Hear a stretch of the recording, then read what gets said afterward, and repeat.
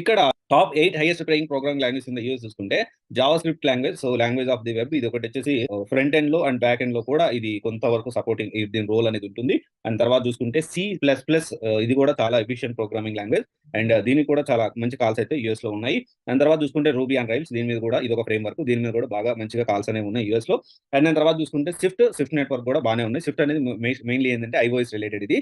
And దాని తర్వాత వచ్చేసి గో లాంగ్వేజ్, దీనికి కూడా చాలా ఎక్కువ కాల్స్ ఉన్నాయి. అఫ్ కోర్స్ రెండు ఇంపార్టెంట్ ఉన్నాయి, అది మనం మాట్లాడుకుందాం లాస్ట్ లో.